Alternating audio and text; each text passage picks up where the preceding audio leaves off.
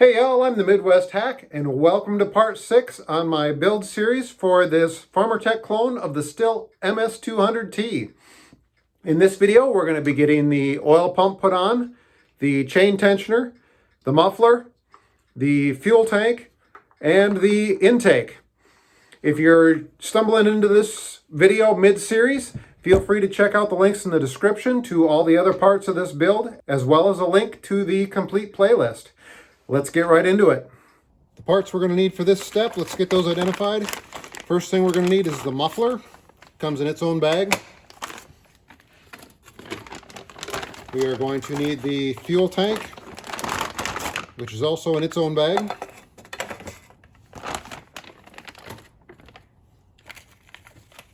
We've got the oil pump that comes in the bigger bag with all the rest of the small parts.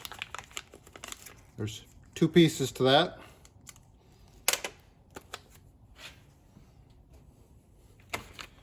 We've got this retaining ring for the intake boot. The intake boot itself, the intake itself is in with the rest of the rubber parts. The other part we're going to need out of the rubber parts bag is the impulse line. One more part from the rubber parts bag that we're going to need, I'm editing this in afterwards because I forgot it, is this little rectangular piece of rubber. One other part we're going to need for this step is what they call the connector, this round piece with some holes cut in it basically. For hardware, we've got these little M4 by 12s. We need 3 of those. We've got M5 by 20s, those are for the muffler. They come in a bag just with those two. They have the Loctite applied already.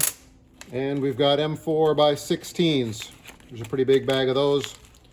We need 4 of those. The last thing that should be in our gasket bag is the exhaust, or the muffler gasket, the exhaust gasket. And the chain tensioner that comes in the bigger bag of small parts. And I think that's it for parts. For materials, I've got some 99% isopropyl alcohol. That's going to help get the intake boot on and the ring around it. Loctite for the screws that don't already have it. I'll probably use a little bit of my assembly lube, and I've also got a grease gun for greasing the chain tensioner and the oil pump. The other material that I'm going to use is aluminum foil tape. I've got the Scotch brand. It comes in other brands too. My local home improvement store had a couple different kinds to choose from. I keep this stuff around. I end up using it on several projects. The Farmertec fuel tank does not come with the foil, the heat reflective foil on the inside of it. It does come with this plastic heat shield installed. One thing I'm going to stray from the original Farmertec on is that I'm going to install the foil tape on the inside of this. I'm going to get that done off camera. That's going to be kind of a slow process. There's no need for you guys to watch all that. This is what I ended up with for the foil tape in the fuel tank. Just covered the bottom to kind of protect that bottom plastic a little bit, and then the whole inside where the heat will be going past that fuel tank and heating up the fuel. Also coated the heat shield that goes in there.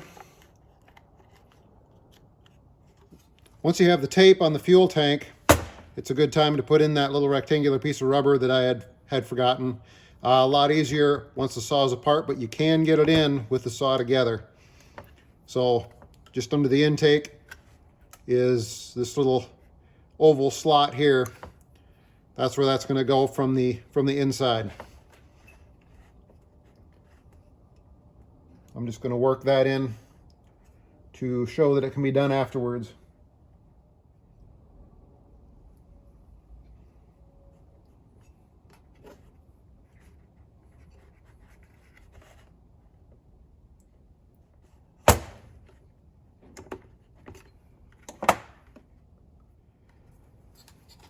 Once that's all the way in, the rubber should be poking through the plastic of that fuel tank housing a little bit. and fit just like that on the inside. This piece goes down in here.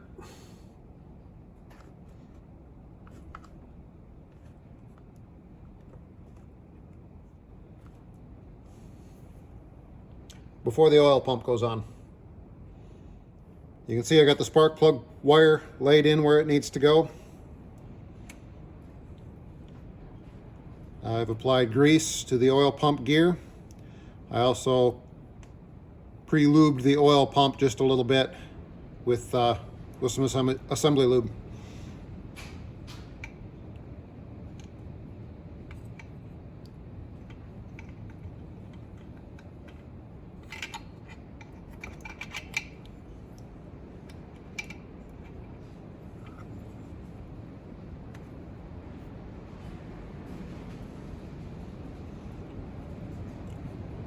Got the outlet of the oil pump pushed into that connector.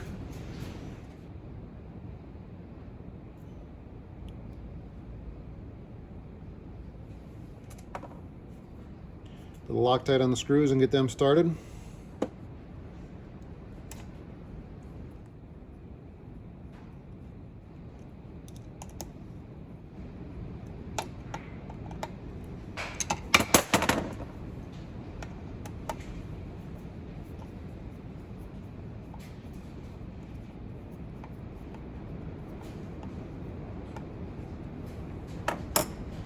I didn't tighten the screws up just yet. I like to put the worm in place. Kind of make sure everything finds a home.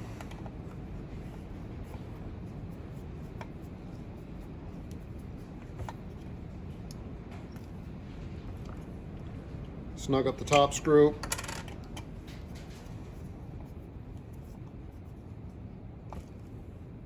Then the bottom.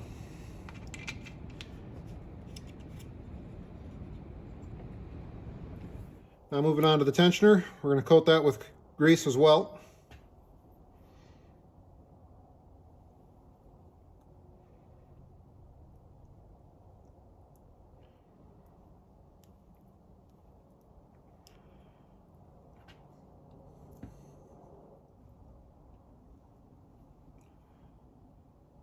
The tensioner can just drop right in,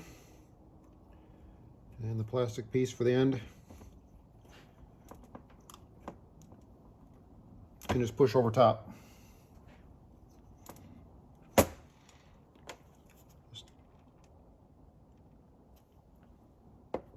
the last of the M4x12s.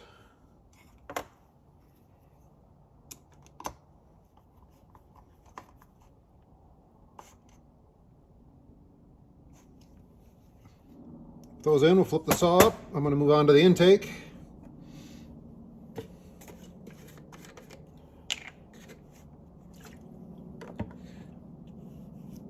Lube the rubber a little bit with some isopropyl alcohol. Line the tab up with the tab on the bottom.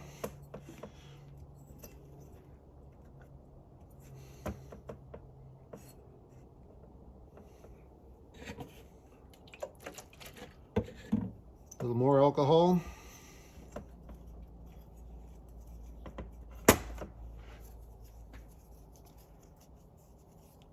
And the ring.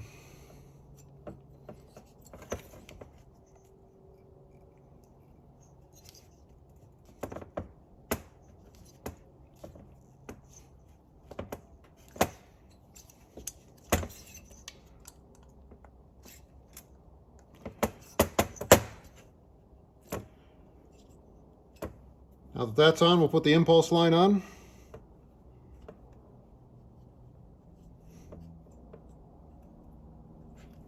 Okay. All right, the next step is to slip the fuel tank on.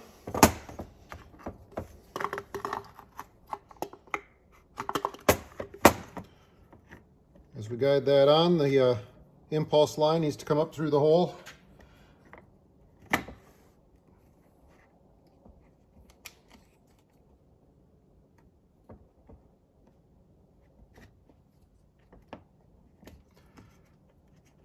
That started, that should be plenty good.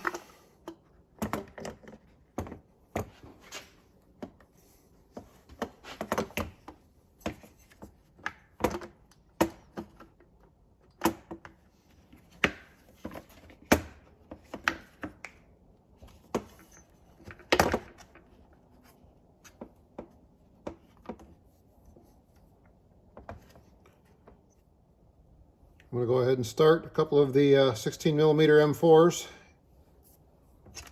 in the top just to keep that, kind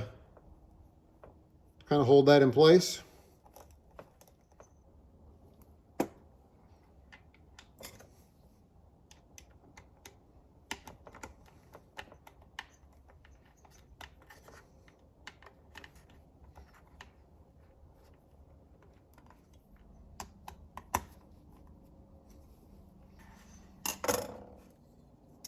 Next, we're going to work on slipping the muffler in place.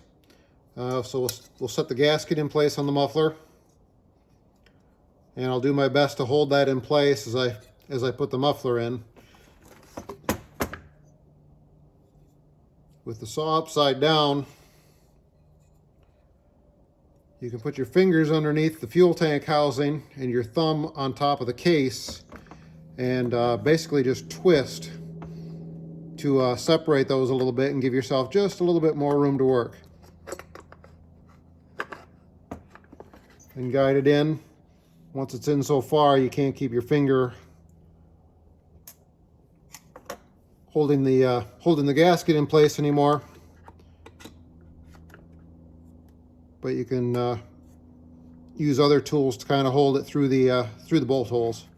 If the gasket falls out, you can just leave the saw upside down, kind of hold the muffler in place, and from the flywheel side,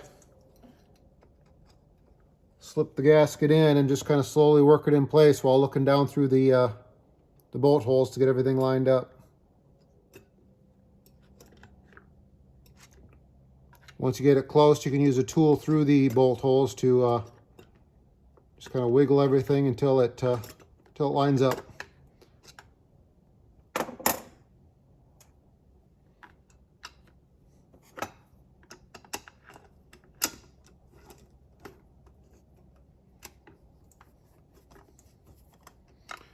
Pretty sure I got it, so I will check things out now, make sure it's where I want it.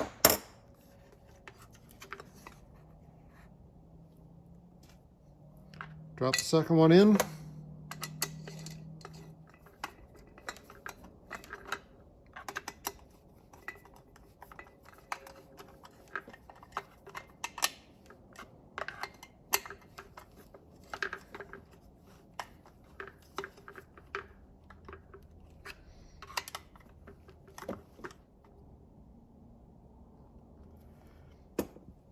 With the muffler in place, we can finish bolting on the fuel tank. I'll put a little bit of Loctite on these screws.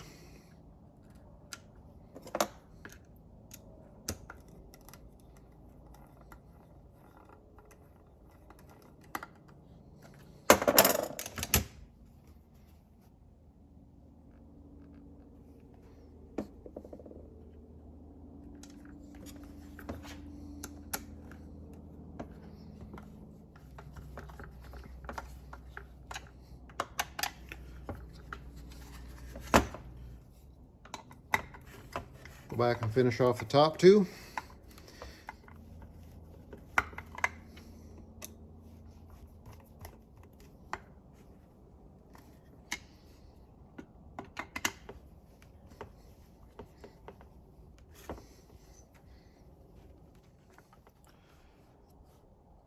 And there we have it.